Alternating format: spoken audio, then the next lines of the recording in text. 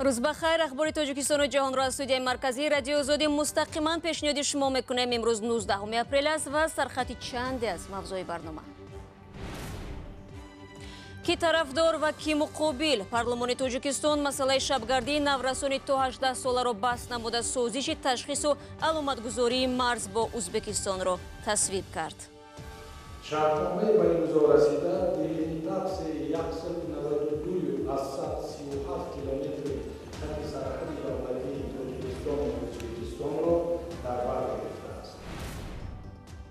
شورای علما اسلامی از مولای آوازخوان حمایت نمود. در صحبت با آزادی قاری شمشاد گفته بود که گاه سرود میخواند. اگر حیوانها زبان می داشتند شاید در نسبت بسته شدن ягона клиникаи давлати дар Душанбе садо баланд мекарданд. агар ин ниҳод набошад, худоё накарда ягон беморӣ хуруҷ кунад, кӣ ҷавоб мегӯяд? در تاجیکستان رفتن افرادی تا 18 ساله را بعد ساعت 6 بیگاه به مرکزهای دلخوشی منع کردند. در این مورد امروز وکیلان مجلس نمایندگان به قانون درباره مسئولیت پدر و مادر در تعلیم و تربیت فرزند تغییرات درآوردند. طبق اصلاحات من بعد والدان و مسئولان مرکزهای دلخوشی هم برای رعایت نکردن طلبات مذکور مجازات خواهند شد. مرکزهای دلخوشی، کلوب‌های شبانه، دیسک کلوب‌ها، تالارهای بوکمری و مرکزهای بازی‌های بردناک، کتابخانه‌ها و دیگر شخصهای واقعی و حقوقی که به تشکیل و گذراندن چرابین‌های فراغتی و اصلاحاتی مشغولند. در وقت شبانه به مرکزهای دلخوشی رفتن فرزندی تا 18 ساله‌شان را منع نمایند. از ساعت 18:00 تا ساعت 6 سحر به مرکزهای پیشنهادی بازی‌های کامپیوتری یا خدمت‌رسانی اینترنتی رفتن فرزندان نابالغ خود را اجازه ندهند. همکاران ما که در اجلاس امروزه پارلمان شرکت داشتند میگویند در برابر این مسئله وکیلان به بررسی سازشنامه مربوط به منطقه‌های بحثی با ازبکستان هم پرداختند. شادمانی یتیم گزارش می‌دهد. مجلس نمایندگان تاجیکستان 19 اپریل سازشنامه تعیین مرز را با ازبکستان تصویب کرد. تاجیکستان با ازبکستان 1300 کیلومتر مرز مشترک دارند که سرنوشت 193 کیلومتر آن بحثناک بود. شرطنامه به امضا رسیده دلیمیتاس 192 از 137 کیلومتر خط سرحد دولتی تاجیکستان و ازبکستان را در بر گرفته است. شرطنامه در راهیه دوستی و حسن همجواری، احترام متقابل و برابری حقوقی، گزارش خط سرحد دولتی بین جمهوری تاجیکستان و جمهوری ازبکستان در قطعه‌های علیحده از طرف پرزیدنت‌های هر دو کشور به امضا رسانیده شده است. بر اساس سازشنامه مذکور که روز 9 مارس در جریان سفر شوکت میرزیویف رئیس جمهوری ازبکستان در دوشنبه امضا شد، دو طرف عهد دادند که فرهاد را برای تقریبا نیم عصر دیگر همراه استفاده میبرند. آبانبار فرهاد در عهد شوروی سابق سالهای 1950 در قلمرو تاجیکستان بنیاد شده است و نیروگاه در قلمرو ازبکستان است. در زمان اسلام کریموف رئیس جمهوری پیشین ازبکستان یک مسئله عمده در بحث دو طرف برای تعیین و علامتگذاری مرز دو کشور بود. بعد از تصویب خط مرز اطراف نیروگاه فرهاد با بحث علامتگذاری مرز میان تاجیکستان و ازبکستان نقطه تمد گذاشته می شود. همکنون تنها حدود 1 کیلومتر مرز در کنار نیروگاه فرهاد نامعین باقی مانده است و خلاص. در نظر است هفته دیگر این قسمت مرز در پارلمان هم تصویب شود. طرف‌های عهدکننده به موافقه رسیدند که قسم باقی مانده خط سرحدی بین دولتی بین جمهوری تاجیکستان و جمهوری ازبکستان را از نقطه سرحدی رقم 116 تا نقطه سرحدی رقم 117 با شرطنامه علیحده معین نمودند. رو می‌آوریم به موضوع جهانی. صبح 19 اپریل مقامات ارمنستان چندی از مخالفان حکومت این کشور را که در مرکز شهر یریوان درآمدگاه‌های قرارگاه دولتی را محاصره کرده بودند بازداشت نمودند. اعتراضگران سعی داشتند از برگزاری اولین جلسه حکومت زیر رهبری سروزیر سرژ سارکسیان سابق پرزیدنت ارمنستان جلوگیری کنند. یک روز قبل پیشوای مخالفین نیکول پاشینیان هوادارانش را به ادامه اعتراض دعوت کرده بود. خبرنگاری رادیوی آزادی از میدان جمهوری یریوان گزارش می‌دهد که روز پنجشنبه مقامداران ارمنی کمش 20 اعتراضگر را به حبس گرفته کوشش کردند محاصره را رخ نکنند. پیش از آن پلیس هشدار داد که شهروندان از محاصره بناهای زیر حمایه مخصوص مقامات خودداری کنند. پاشینیان ابراز داشته است پلیس حق ندارد بر ضد اعتراضگران ملکی از سلاح استفاده برد. برمیگردیم به تاجیکستان. شمشود موحیدینов امام خطیب مسجد دهه دوربت نویه حصار که پسر شادروان تاجدین موحیدینов آوازخوان شناخته تاجیک است زمان شدیداً مخالف موسیقی و آوازخوانی بود، ولی اخیراً در یک صحبت ویژه با خبرنگار رادیوی آزادی عبدالله شورف اشاره کرد که خودش هم جانبدار آوازخوانی است و باور دارد که موسیقی نرم کننده دل حرام نیست. این عقیده بحث آتشینی را در شبکه‌های اجتماعی به وجود آورد که حتی شورای علمای اسلامی تاجیکستان به آن دخالت کرد. حالا مؤلفی صحبت با اصطلاح پرغوغا درباره من است. عبدالله سلام و بگوید که موقع شورای علما در رابطه با موسیقی چی بوده است؟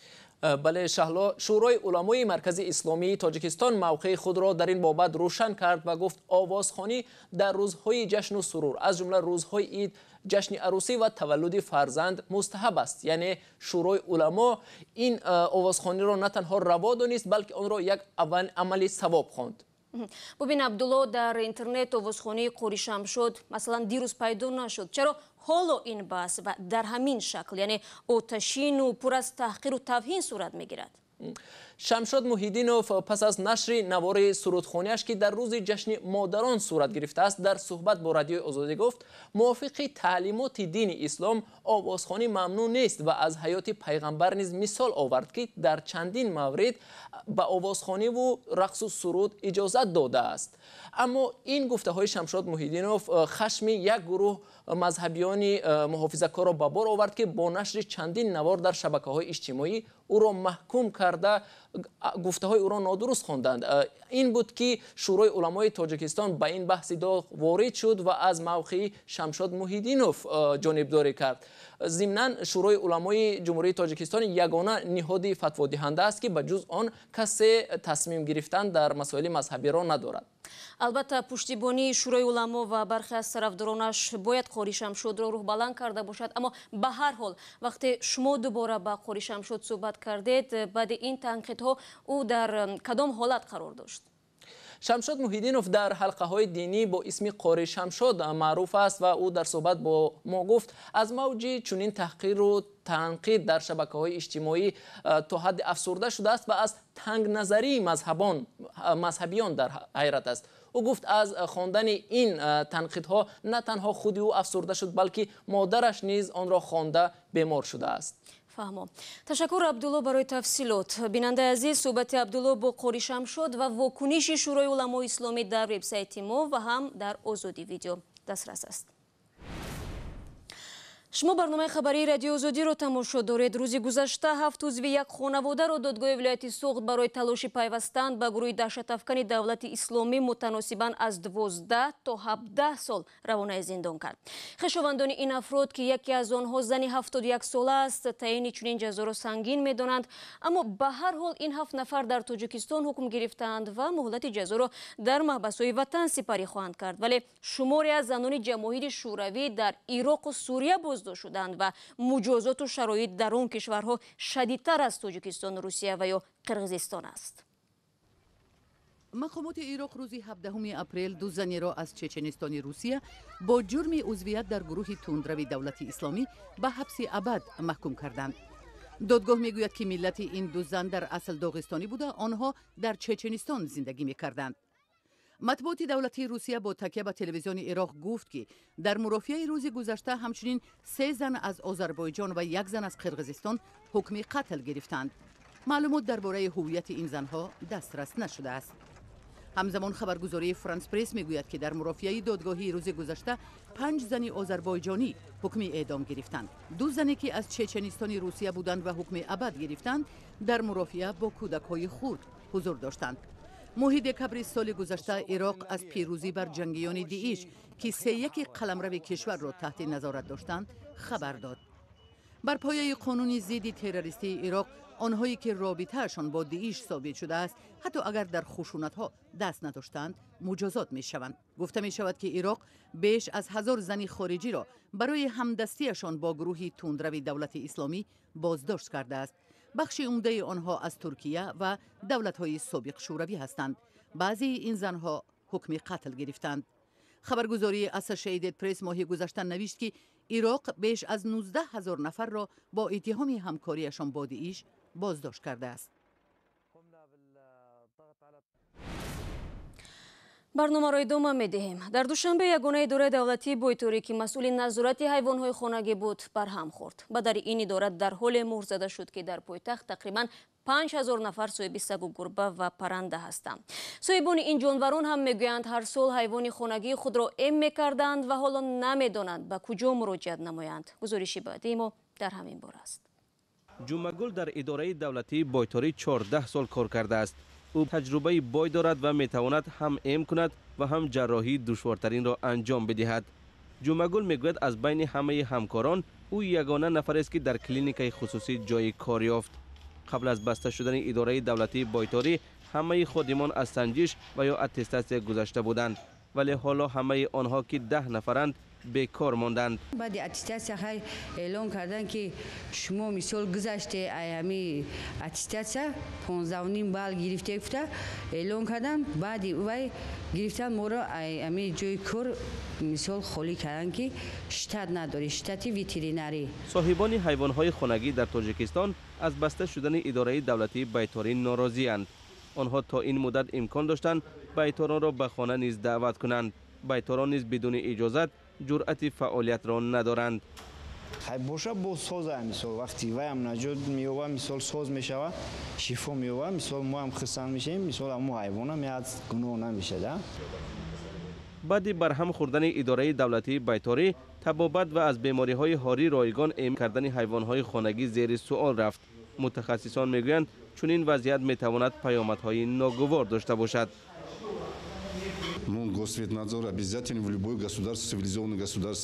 дар ҳама кишварҳои мутамаддин идораи давлатии бойторӣ мавҷуд аст.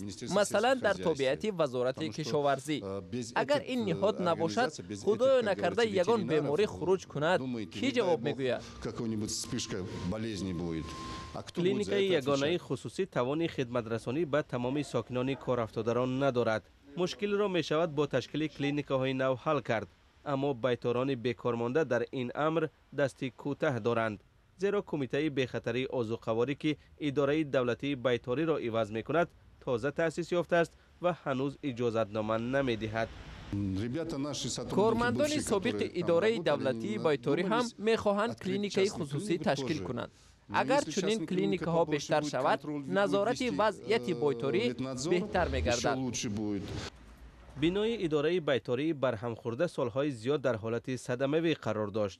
аз боми он об мечакад ва фаршҳояш бетониву хунуканд. инҷо шароити дурусти ҷарроҳӣ кардан ва нигаҳдории ҳайвонҳоро надорад. ҳоло кормандони собиқ ба мақомот муроҷиат карда мехоҳанд на танҳо кори идора барқарор шавад, балки барои фаъолияти онҳо бинои навро бо шароити созгор ҷудо намоянд. ва ҳоло хабаре ки дар ҳоли таҳаввул аст. президенти қирғизистон ҳукуматашро пароканда кард. аз 120 намояндаи парлумон 105 нафар ба тарафдории адами эътимод ба ҳукумат овоз доданд. истеъфои ҳукумат бо ибтикори гурӯҳи мухолифин дар парлумон сурат гирифт. президенти пешин Алмусбек Отамбоев баъди рафтан аз қудрат дар моҳи ноябри соли гузашта чанд моҳ аз зуҳури густурда дар мадди назарҳо худдорӣ кард. аммо баъди интихоб шудан ба ҳайси раҳбари ҳизби социал-демократ дар рӯзи 31 март ҷойгузини худ Сооронбой Ҷейнбековро чанд маврид ошкоро танқид кард.